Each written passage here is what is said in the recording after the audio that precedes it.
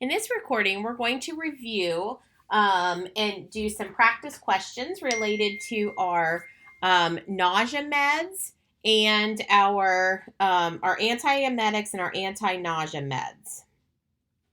So, review question number 1. The nurse is preparing to administer scopolamine to a patient.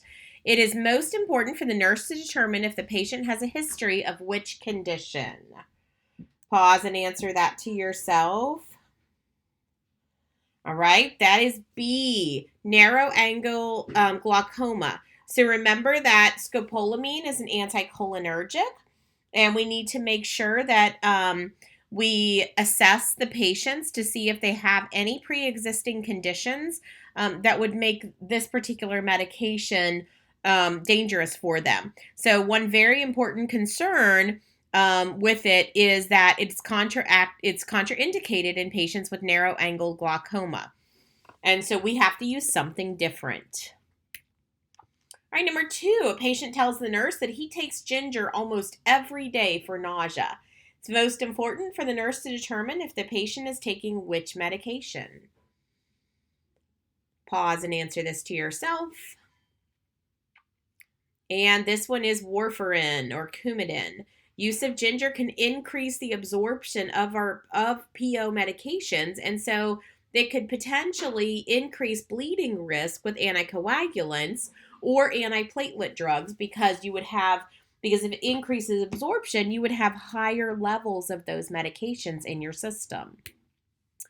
All right, a patient with terminal cancer has not had chemo for a few weeks and has had no nausea or vomiting since then. However, he's taking dronabinol, which is Marinol, twice a day. The reason he's taking it is what? That is D. Remember that Marinol or dronabinol is used as an appetite stimulant along with being a nausea med. Okay, so it's used as an appetite stimulant in patients who are experiencing nutritional wasting caused by cancer and cancer treatment.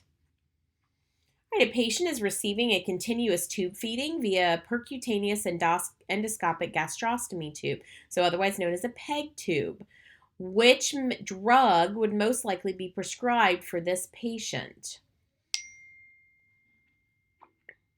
And that is A, metoclopramide or Reglan. Remember, that is a prokinetic drug. It promotes the movement of substances through the GI tract and increases GI motility. So that's helpful. It's helpful with people who are getting tube feeding because it increases the speed at which it goes through the stomach, and then it prevents aspiration, or it helps to prevent aspiration. All right, a patient is 2 months pregnant. She comes to the clinic complaining of severe morning sickness. She's tried numerous non-Pharm measures to relieve the morning sickness, but they haven't worked. So the nurse anticipates the use of which anti-nausea drug? So what's the first thing that we are going to try? And that's going to be our phosphorated carbohydrate solution, or Emitrol. So it's actually, it tastes good. And what it does is it works by direct local action on the walls of the GI tract, where it reduces cramping and nausea that is caused by the excess smooth muscle contraction. So it can be used to control mild cases of nausea and vomiting. Now, one of the other drugs that we are going to use that's actually not on here, and remember, if that doesn't work, then we will try ondansetron, which is brand name Zofran, and that is often delivered continuously via a Zofran pump for our patients who are diagnosed with hyperemesis gravidum. Note that this question doesn't say that she has hyperemesis gravidum, but if it were that. All right. Which group of drugs used to treat nausea does the nurse identify as most likely to cause a prolonged QTC interval? So these are the ones that can potentially cause cardiac dysrhythmias. And that is our serotonin blockers. They do have that potential. It's one of the reasons why they'll never go over the counter. All right, discussion questions here. Number one, the concerns with metoclopramide and the adverse effect of tardive dyskinesia. So review that for a minute. Okay, remember that metoclopramide we gave it all the time for a really long time. It was given before meals and at bedtime to help to increase the speed at which food moved through the stomach, and that helped with a lot of nausea. However, we found that it was causing tardive dyskinesia in some of our patients. Unfortunately, tardive dyskinesia is irreversible. And so we had to dial back the prescribing of that. And then discuss the use of metoclopramide for diabetic gastroparesis. So gastroparesis is a condition where movement through the stomach is slower than normal, and it is associated with type 2 diabetes. And so with some of our patients, to prevent nausea and vomiting, we do put them, if they are diagnosed with gastroparesis, then we do put them on some low-dose metoclopramide. We monitor them for neurologic effects. All right, let's teach our patients here. All right, Robert, he is 72 years old. He experiences motion sickness, and he's planning a flight to California next week. He has a prescription for scopolamine patches. What are we going to teach him? So assuming that we have already looked at potential contraindications like glaucoma, so we are going to teach him how to apply the patch. Remember, that needs to be a clean, dry area that it doesn't have hair on it. Typically, we do it right behind the ear, below the hairline. And then we also want to make sure that we talk to him about adverse effects, which are going to be like a little bit of drowsiness, potentially dry mouth. Okay, so remember that it is an anticholinergic. All right, Gina is 48 years old. She experiences vertigo when she's driving the school bus. She has a prescription for meclizine. What kinds of things do you address with her? So is it safe for her to drive a school bus while taking meclizine? And while meclizine, which is under the brand names of both Antivert and Dramamine, meclizine causes a little less drowsiness than your dimenhydrinate, which is the traditional Dramamine. However, it can still cause drowsiness and dizziness. And so we maybe want to discourage her from taking that when she's actually driving a school bus. It can also cause blurred vision. So yeah, maybe she needs to either, sip a Coke or rethink her career choices.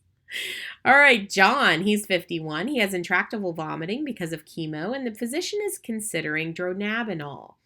John's upset about the possibility of getting high when he finds out the source of the drug, which is the THC. What do you tell him?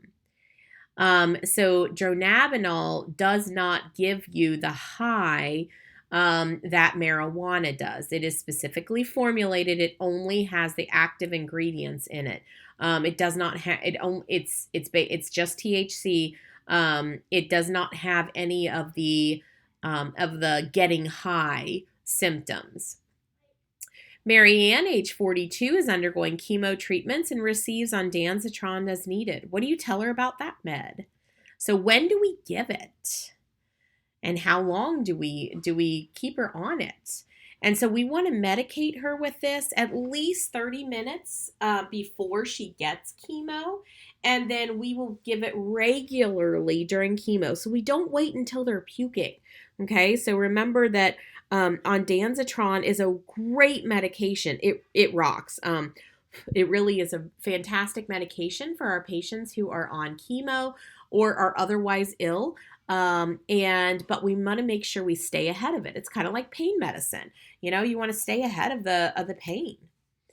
All right. Tamara, she's 41 years old, and she'll be going on her PhD celebration cruise in June. She's worried that her motion sickness will cause her to become nauseated on the ship. She's planning on seeing the nurse practitioner for some suggestions on how to handle her motion sickness, and she gets a prescription for scopolamine. So how does scopolamine work? Oh, I changed it away from Lori, and then I realized, and because that's been a while since I got my PhD. And what patient teaching and what side effects should Tamara expect? Number one, so the mechanism of action, remember scopolamine is an anticholinergic. So it blocks the binding of acetylcholine to the cholinergic receptors. Okay, and that's in the area of the brain that controls balance. Okay, and so then the nausea-inducing signals that originate in that area can't be transmitted to the CTZ. All right. What patient teaching should we provide about the use of the patches? So remember that those patches are supposed to last for 72 hours. And at that point, you should put it in a different area behind the ear. So switch ears, basically. Remember, it's to be placed over a non-hairy area, no scars or like moles or anything like that. Clean and dry it. And then if it comes off, then you wash the rest of it off and put a new one on. They have to be in direct contact with the skin, and that's why it can't go over hair. Okay. And then you have to make sure that you do replace it after 3 days if it hasn't fallen off by then. And then what side effects? So it can cause a little bit of drowsiness. It can cause a little bit of dizziness, but those side effects are pretty mild. But we do want to warn her to avoid doing any kind of tasks that take a lot of motor skills or mental clarity. So she's celebrating on her cruise. And then one of the other things is you want to talk to her about mixing that with alcohol. All right, another case study. Duchess Kate. She's 16 weeks pregnant, is experiencing unrelenting nausea and vomiting, causing significant dehydration. She's unable to keep any food down, and is admitted for the management of hyperemesis gravidum.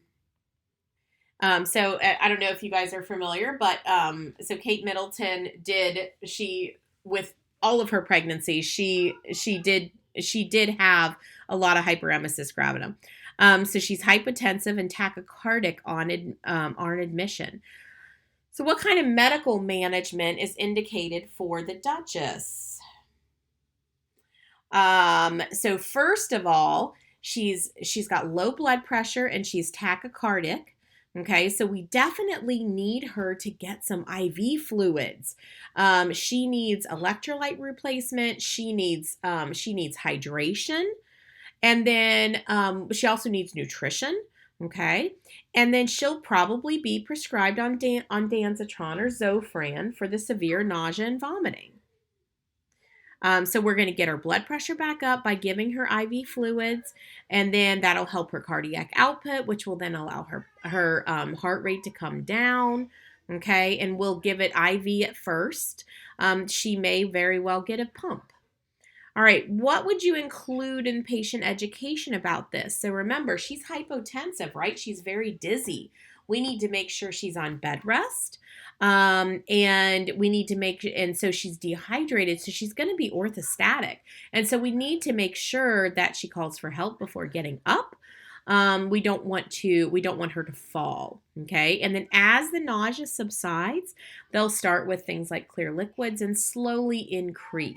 Okay. And that's the end of these.